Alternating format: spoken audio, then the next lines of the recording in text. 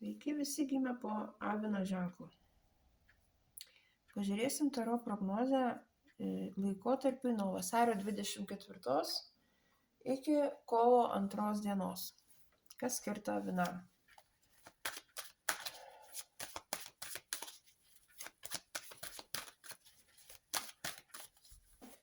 Šios savaitės perspektyvos, ko vengti ir patarimas naujas.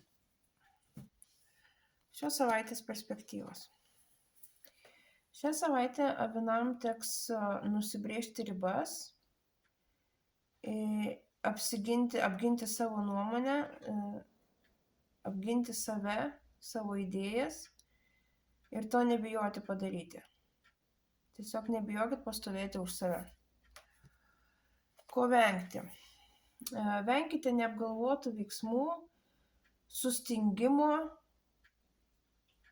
užsispaudimo savyje, labai tokio konkretumo perdėto. Venkite būti nelankščiais. Ir patarimas, nepulkite priiminėti sprendimų, nes ne visada situacija atrodys tokia, nes ne visada situacija bus tokia, kokia jinai atrodo iš pirmo karto.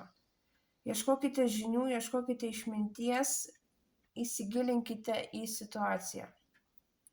Ir tada viskas bus gerai.